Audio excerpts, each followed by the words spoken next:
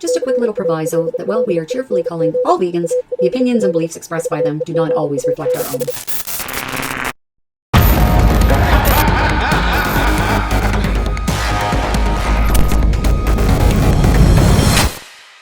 Who amongst us hasn't wished that they had a vegan veterinarian? You know, one who isn't daydreaming about the chicken wings he had for lunch as they hold back tears watching a family say goodbye to their beloved dog or cat. But do these unicorns even exist? Well, ta-da! It just so happens we have one here who wouldn't dream of eating one of his patients. He also heads up a running team that he co-founded with his wife, Karen. And they are leaving, right here. And they are leaving non-vegans in their dust or mud, because this guy runs through anything. What I lack in speed and endurance, I make up for in stupidity. So it's possible I'll challenge him to a race around the block after the show. Please welcome Dr. Ryan Flint to the Calling All Vegan show. Thank you for having me. Ryan, are you a little boy who loved animals, and did you always want to be a vet? I can't say that I always wanted to be a vet, but I did always feel called towards it to a certain extent. I also had dreams of being an artist or an athlete or just random things. But yes, very much drawn to animals. So grew up around them, loved them. I'm still jealous of Dr. Doolittle's ability to communicate with beings great and small. Yep. And because of my lifelong love for animals, I always wanted to be a vet, but I realized I didn't have the chops for it as I got older, that my heart just couldn't handle seeing someone in distress or needing to put somebody to sleep or an animal passing away. How do you manage to deal with all of that? Well, when we're talking about putting animals to sleep, knowing that it's the right decision. So I do have some colleagues who have gone through hard times where they've been basically forced to do it, and I always say no in that case. And fortunately, I've had to support other colleagues or employers that have said, yep, we support you in that. We're not putting any animals down that don't need that. Yes, I was actually speaking with my husband about that earlier. So the absurdity of vets who eat their patients, even more absurd, they are in the majority. It's hard to believe they don't see the disconnect. But no doubt during your training and in their, in a regular vet's training and in their day-to-day practice, they face specific challenges and biases in the veterinary field. So vivisection, dissection, declawing, food animal medicine requiring them to perform procedures like artificially inseminating a cow on a dairy farm, etc. What advice would you give to vegans considering a career in veterinary medicine, and are there any procedures that you yourself refuse to do and you've actually touched? Oh yeah, there's quite a few, right?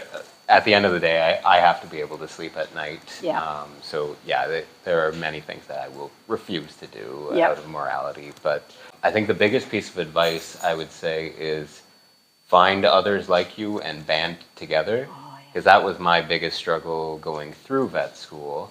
I actually wasn't vegan when I went in, I was vegetarian. But you were obviously someone who loved animals and didn't want to harm them. Exactly. You were going into this field to help them. Yeah, but there is, especially among like agriculture, food animal, there's this mentality of my patients are so healthy that I can eat them. And it's so perverse. Ooh. Yeah. So you get a lot of that, and when you're on your own thinking the opposite, you eventually start to think maybe I'm wrong. And so band together, reinforce, and That's craziness, huh? When I was in my early 20s, so maybe about 10 years ago. Okay, maybe more like 35 years ago. I bought Dogs and Cats Go Vegetarian. Yeah. The book did introduce me to the fact that species didn't necessarily have to eat meat, so long as they were receiving nutrients necessary to thrive. Although we don't yet have the same consistent long-term data with regards to cats as we do for dogs, can you still briefly touch on whether it's theoretically possible for dogs and cats to achieve their nutrient requirements without meat in their diets? Of course, one of the mainstays that we talk about in nutrition and I say we, I'm not a specialist. I'm more of a general practitioner in small animals, but nutritional specialists will often say like nutrients over ingredients. The specific ingredients don't matter necessarily as long as they're providing the appropriate nutrients. So yeah, in theory, you can find sources for those nutrients and the animals can do really well. There's plenty of dog foods out there that are very supportive for optimal health. The biggest category, I would say, is when we're talking about food allergies. Anyway. When we're talking about food allergies, that's the easiest sell for a vegan or at least vegetarian diet, because people understand it's usually the meat source in the food that they're reacting to, so you can cut that out. Suddenly they see the evidence that the animal's they don't have doing much scabs better. all over them or something. Exactly. Specialists, non-vegan specialists, will often push those diets, and even non-vegan clients will accept that. Yeah. Outside of that is the frustrating area for me, where as much as I know that these dogs will do well on a vegan diet, the clients just aren't wanting to hear it. I often say it's harder to push that than it would be to convince them to go vegan themselves. So you had mentioned to me that you've had some struggles with, kind of a lack of confidence or self-worth, and, you had some mental health, your mental well-being wasn't where you wanted it to be. Can you tell us a little bit about your journey to veganism and any changes you may have experienced in this regard? Yeah, it was a long journey. I mean, just like most veterinarians would say, it comes from a place of loving animals. I think the vegan journey came from that place too, and that came from very much, I have to attribute that to my mother. She was a groomer, we had animals in the house, I was exposed to animals outside of the house, and that was very much our connection. Interestingly enough, where I started questioning things, where that seed was planted, came also from my mother. Having dinner at the kitchen table, my older brother was a bit of a shit disturber. Okay. And he loved to tease her about what we were eating and say, like, if we had some ham on the table, he'd say, "Oh, we're eating pigs." And she hated that. She was so sensitive to that, and she would get so upset. I was maybe like 5 years old or whatever when that started, and I remember thinking, maybe not at 5, but it was a repeated process. I remember thinking, if you're upset about that, then clearly something's wrong here. It took a long time for me to really wrap my head around that and realize that truly there is something wrong. I guess the thing that held me back was I was still under the perception that eating meat was the healthy option. Yeah, we need it. Yeah.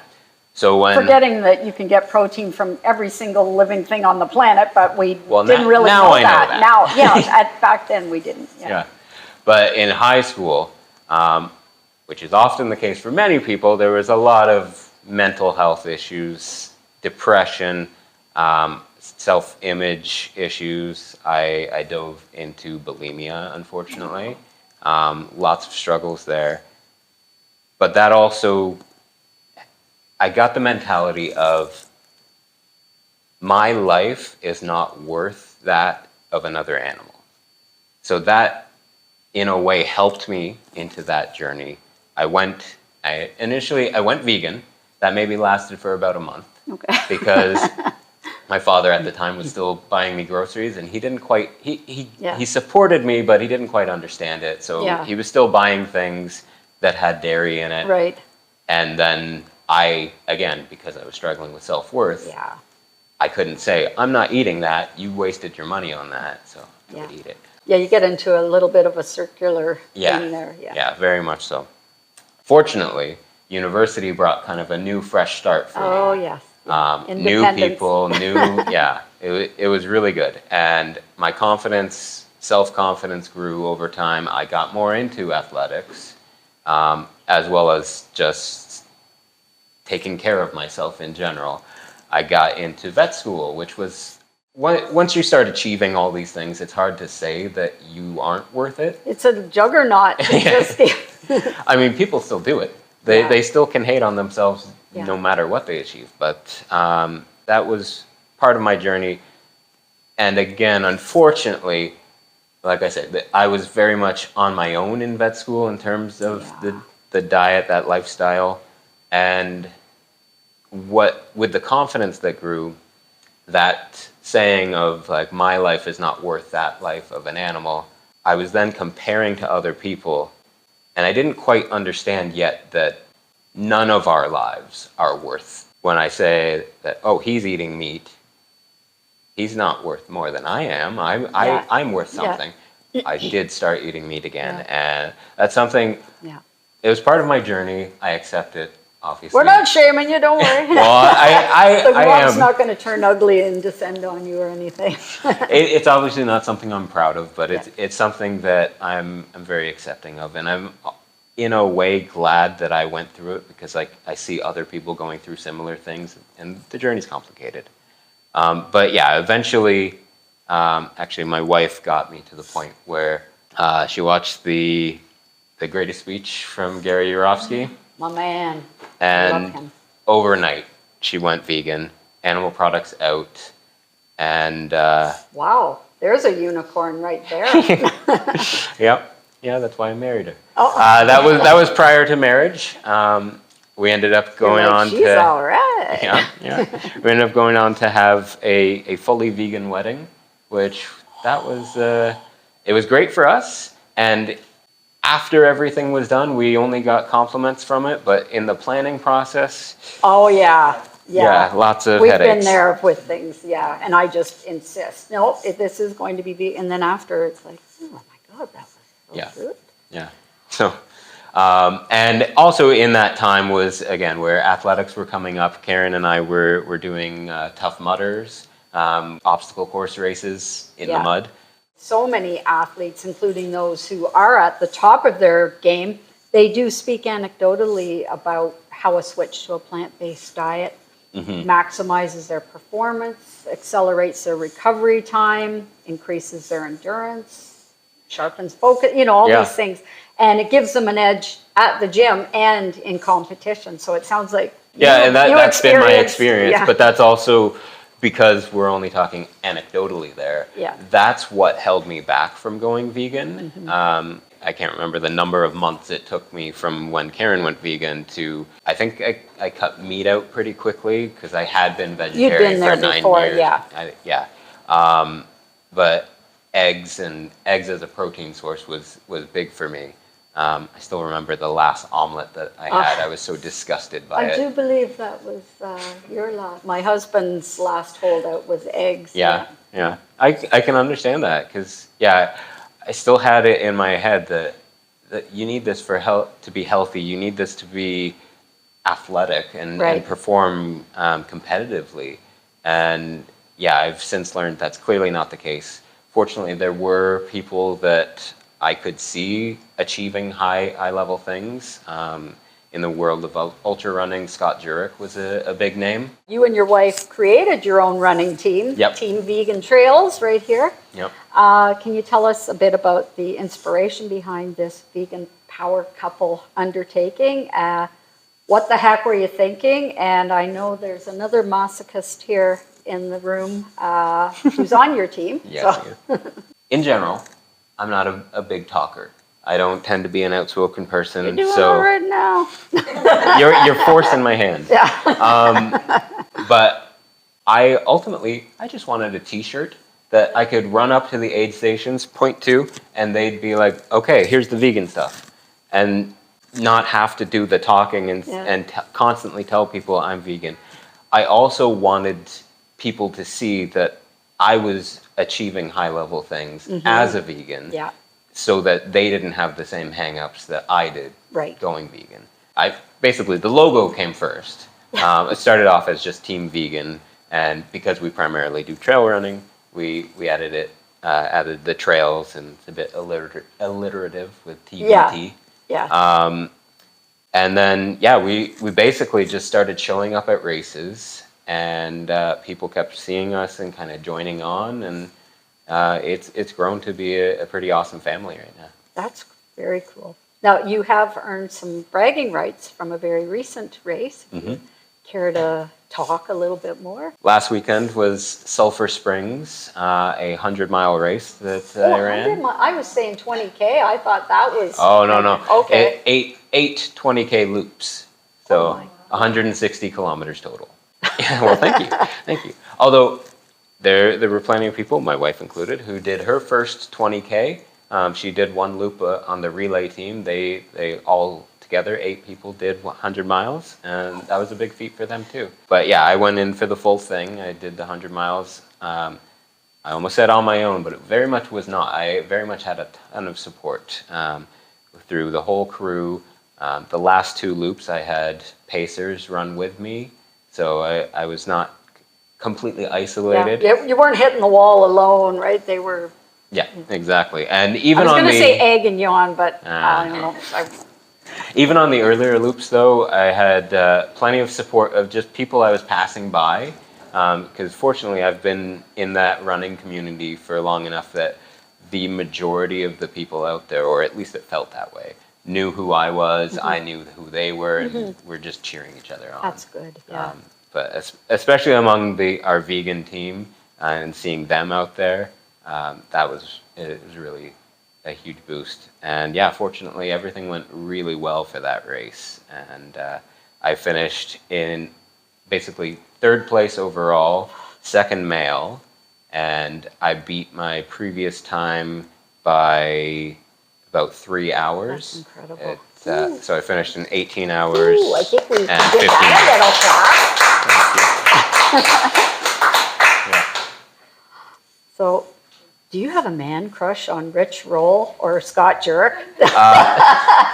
See, my wife's laughing. Yeah. I didn't know he was going to mention Scott Jurek. Scott Jurek is very directly related to the kind of things I do. Course. But Rich Roll is another level. I think. Yeah. I don't know if I'd be able to talk if I met him in person. So yes to the man crush. Yes. Okay, got Fair. it. All right. This is a question submitted from an audience member. How many times have you vomited while running? Okay. Fortunately, not at all on this last run. Everything went well, Yay. but there have been other runs where... This is a real thing. I thought this was a joke, but you're saying this is real.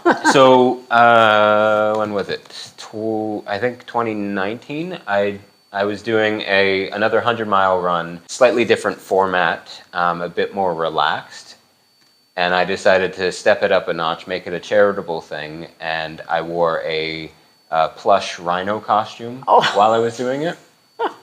It turned out to be one of the hottest days of the year. Oh my God. And yeah, at one point, I think... This isn't going to end well. No. Spoiler. No, it was about 90 kilometers into it. I ended up having to go into the outhouse, which that's a horror scene. God, yeah. You don't want to do that mid-race, especially in the heat. Ugh. And after that, I was just vomiting and vomiting. And it was very much a heat stroke kind of situation. I'd say. Not ideal. Not have we something learned I've our had lesson? to repeat. Yeah. Have we learned it? Yeah. Yeah. I have vomited since in other races that did not stop me, though. Oh, I see. I've gotten accepting. I know people who can do that while drinking. They do that, and then 5 minutes later they're back at it. It's back in the day, that was me. Camp. No, not me. My bachelor night, that was very much me. Oh, okay. Do you know any of this?